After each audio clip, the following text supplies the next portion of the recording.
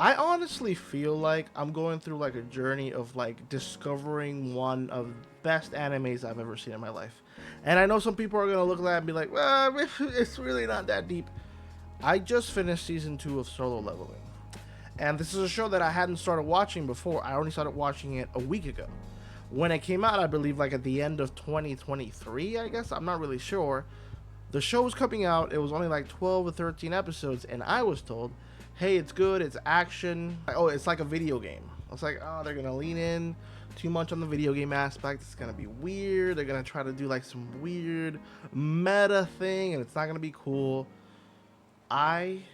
This show's plot, especially for those first 2 seasons, literally in the first 3 episodes, the entire plot of the show is pretty much, you know exactly what the plot of the show is. Like, everything is broken down between micro and macro. You have the main character and his plot and what he's going through. He only has really 2 main goals, and they're super simple. The journey to get there is what's awesome and where the show really shines. And then you have the micro and macro, or the micro and macro general story of what's happening around the world.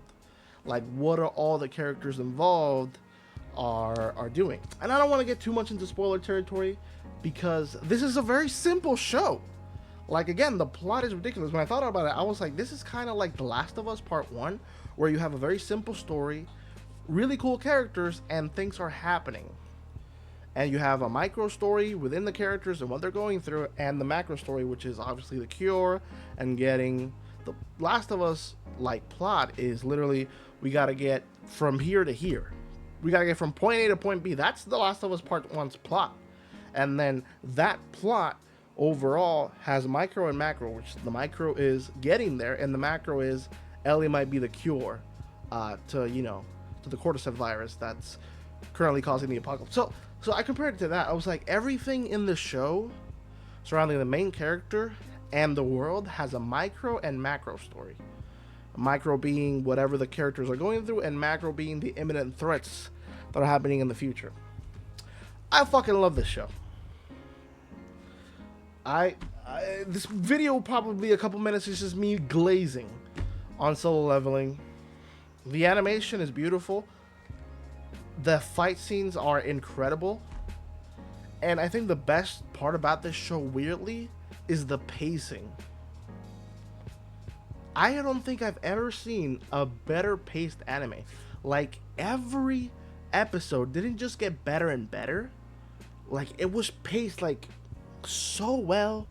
There's nothing to get lost. Everything doesn't have to be overly explained because it's fairly simple. But it's like every episode it was like, okay, we're here. Like, you were in immediately. And then that episode, and there are episodes that happen that you're watching like the biggest fight ever, and you're like, this feels like a season finale. It's not. There's like 5 more episodes after this big ass fight, especially in that second season. When it comes to the characters themselves are not the most interesting characters in the world. There are some cool ones here and there. The MC is good. He's not the best, but you're with him. He's more interesting at the beginning because of his current situation. Later on, you're already with him for the ride because of how you saw him at the beginning. Is it deep? No. Nope. Is the world interesting? No. No.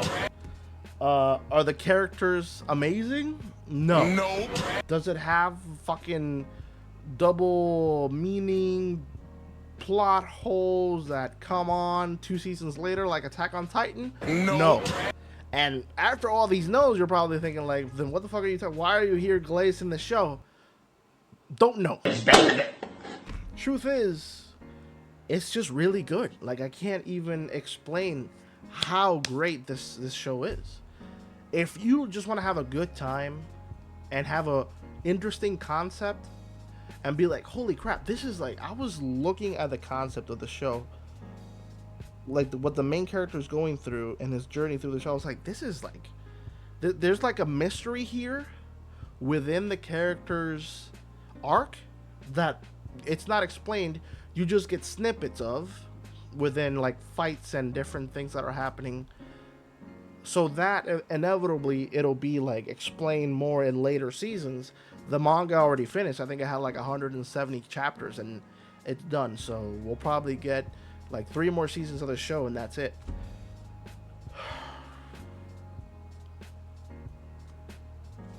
If you're looking for a new anime to watch, this probably will go in my top 10 animes of all time.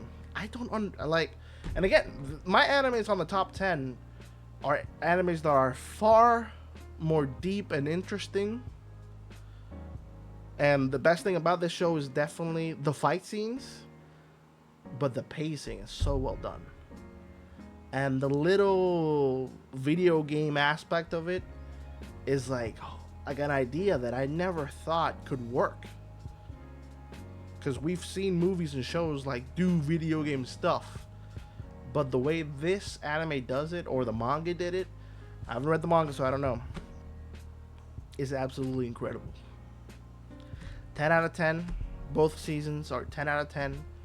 Amazingly paced, beautifully animated. Like, those fight scenes are breathtaking. It's a 10 out of 10 show. I don't care. I don't care, honestly. It's 10 out of 10. Fucking watch it. Just watch it.